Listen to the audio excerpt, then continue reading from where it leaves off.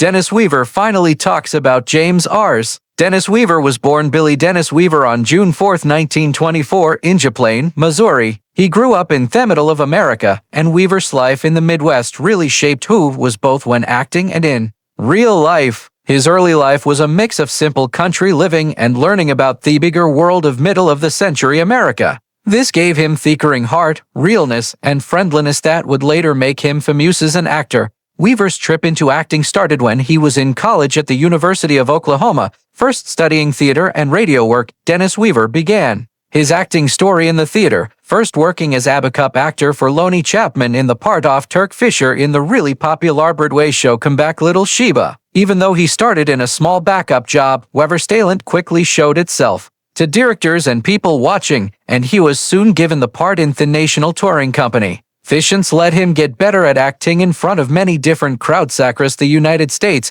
getting really valuable experience that would later help shape how he acted in movies and TV shows. His early theater work showed his hard work, discipline, and ability to play many parts, things that would make his career great for many years. Wanting to get even better at acting, Weaver joined the famous Actors Studio in New York City, a tough training place for method actors that helped make feelings and realistic acting of performers better.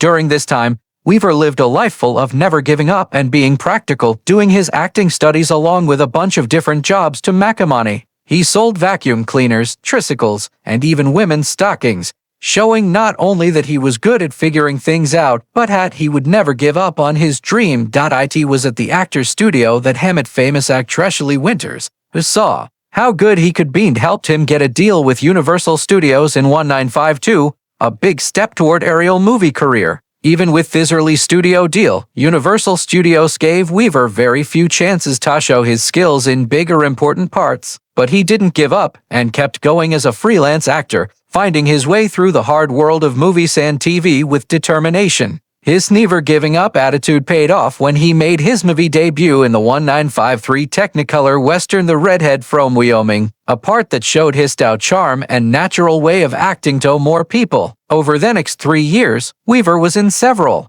movies, slowly building up his work while still doing good jobs to stay financially stable, showing his never-ending work attitude and down-to-earth nature. Weaver's big break came with his famous part as Chester Good in the radio and TV Western drama show Gunsmoke. Playing the loyal limping helper to Marshal Matt Dillon, Weaver filled the character with warmth, funny moments, and humanity, making a memorable and loved person in American history. His detailed acting to get audiences all over the country, getting him the Emmy Award for Best Supporting Actor in 1959 and making his place as one of the most talented actors of his time. Gunsmoke's huge popularity not only brought Weaver praise but also opened doors to a wide variety of parts in both TV and movies. After his success on Gunsmoke, Weaver kept making his career more varied. He was in the syndicated anthology series The Silent Service as Commander B.D. Cleaget and took on a supporting part in the praised 1958 movie Noir Touch of Evil directed by Orson Welles. In the early 1970s, Weaver tried out his musical skills, putting out his first album under Impress Records LP and starting High Sound Record Company, Just Good Records, showing his business spirit and creative variety. All through the 1960s, Weaver stayed a familiar face on TV, being in anthology programs like Alfred Hitchcock Presents, 1960, and The Twilight Zone, 1961. From 1964 to 1965, he played Animal Doctor in the NBC comedy drama Kentucky Jones before going back to Western parts in the movie Duel at Diablo 1966 as Willard Grange and the Seeb Family series Gentle Ben 1967 to 1969 as Tom Wedlow, making his reputation as a versatile and dependable actor even stronger. Weaver's later TV work kept earning praise from critics. He got 2 more Emmy nominations for his acting as Deputy Marshal Sam McCloud in the NBC policy drama McCloud 1970 to 1977, playing the part again in a 1971 TV movie directed by Steven Spielberg, showing his care for the bigger acting community. He worked as president of the Screen Actors Guild from 1973 to 1975, fighting for actors' rights and industry rules. Weaver was not scared to take on socially important topics in 1977, he played an abusive husband in the groundbreaking TV movie Intimate Strangers, one of the first projects to talk about domestic violence, showing his willingness to work with challenging material. He also took on the part of trail boss Repeat in the epic miniseries Centennial 1978, showing his lasting appeal in Western-themed shows. The 1980s saw Weaver keep dominating, taking main parts in series such as Stone, Plain Detective Turned, crime writer Sergei Antonil Stone and Buck James as a Texas surgeon and rancher. He also starred as Rear Admiral Thomas Mallory in the C-Series Emerald Point NAS 1983 to 1984, showing his ability to adapt in both drama and procedural types during this decade. He was in many praised TV movies, including Amber Waves, 1980, worked alongside Hisson, Robert in Stone, and played a historical person Dr. Samuel Mudd in The Ordeal of Dr. Mudd. His performances in Cosane, One Man's Seduction, 1983, and Bluffing It, 1987, showed even more his ability to take on complex, challenging parts with detail and realness. Besides acting, Weaver directed 4 episodes of Gunsmoke and 1 episode of McCloud, produced the documentary Dennis Weaver's Earthship and the TV movie Their Turn of Sam McCloud, and gave his voicetto the animated series The Simpsons as Buck McCoy in 2002, showing a lifelong commitment to trying every part of storytelling. Weaver's final appearance was as Henry Ritter in ABC's Wildfire, a part cut sadly short by his passing. All through his career,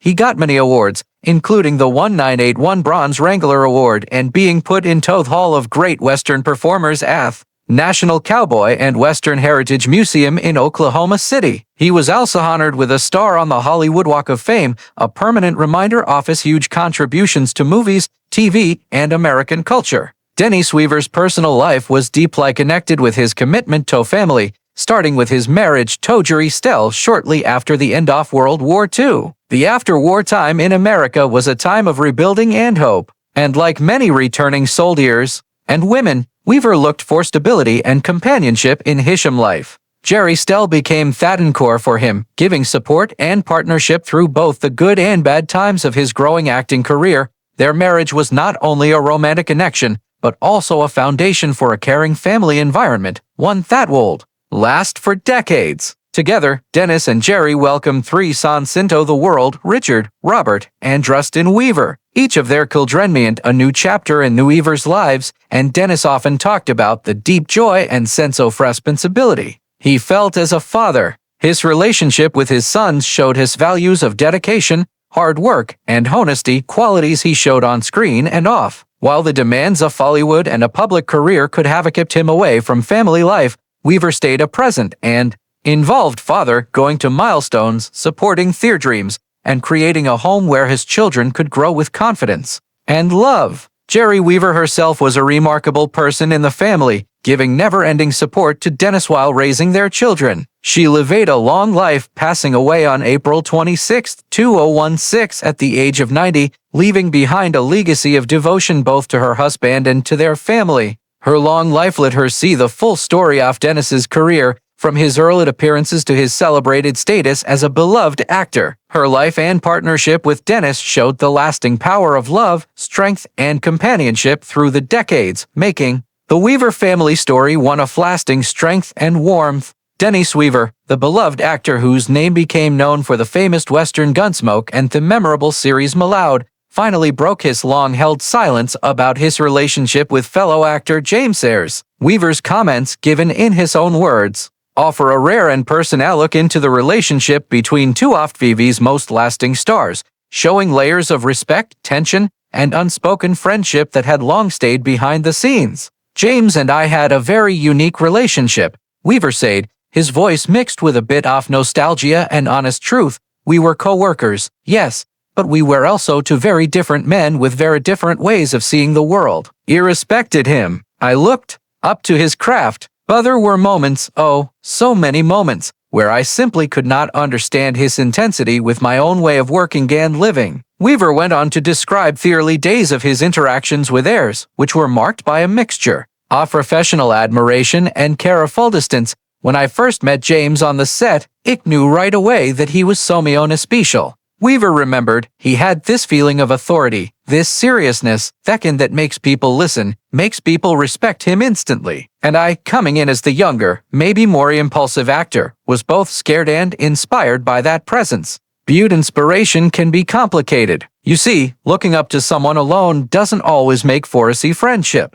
There were days when I wanted to challenge him, not out of disrespect, but out of curiosity, out of a desire to push myself and in some ways push him too. He didn't hide from highlighting the moments of friction that naturally came up between two strong personalities sharing the same creative space. We had disagreements, Weaver admitted honestly. Not about the work itself necessarily because he was always perfectly professional, but about the way certain scenes should be interpreted or the way the energy on set should flow. James had a very specific rhythm, a very precise vision of how Gunsmoke should unfold, and it was sometimes hard for me to understand that with my own instincts.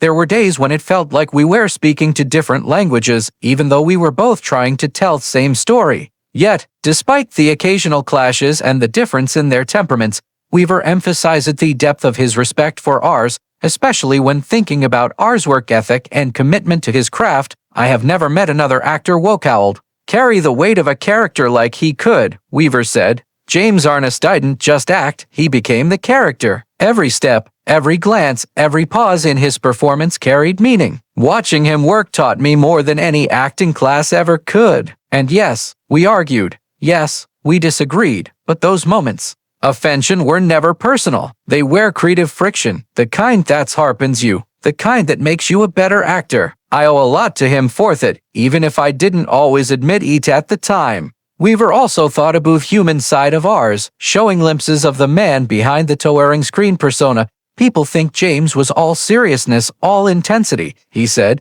And yes, he was serious about his work, but he had a quiet sense of humor, the kind that sneaks up on you when you least expect it. There were times on set when he'd crack a joke, just a small, subtle one, and it would lighten the room instantly. Those were the moments when I felt closest to him, when the barriers between us seemed to fall away, if only for a moment. Finally, Weaver's thoughts carried a tone of reconciliation and lasting admiration.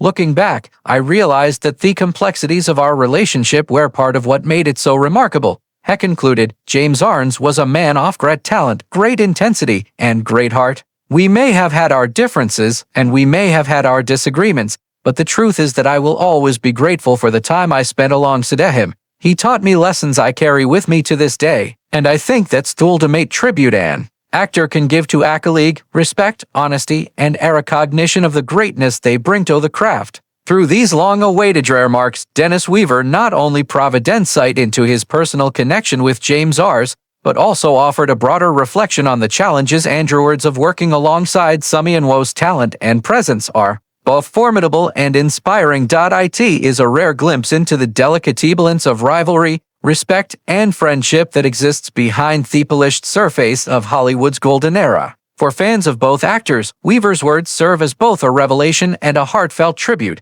cementing the enduring legacy of two men who helped define television history. Dennis Weaver passed away on February 24, 2006 at the age of 81, leaving behind a legacy that stretched far beyond the world of acting. His death happened at his home in Ridgway, Colorado, a place he had chosen for its peaceful landscapes and quiet charm, showing his deep love for nature and a slower pace of life. Weaver had been fighting prostate cancer, a disease that affects the sands of men each year, and despite the challenges it presented, he faced his illness with remarkable strength and dignity. His passing marked the end of a life filled with artistic achievement, personal dedication, and humanitarian efforts. For decades, audiences had admired him for his compelling performances on TV movies, from his early appearances on dramatic series to his famous part on Gunsmoke, which showed his talent and versatility. Beyond the screen, Weaver was known for his work in environmental causes, his involvement in road safety, and his commitment to his family, leaving a lasting mark on both his community and fans worldwide. His death was mourned by colleagues, friends, and admirers alike, who remembered him not only as a gifted actor, but also as a compassionate and principled individual whose influence extended far beyond entertainment.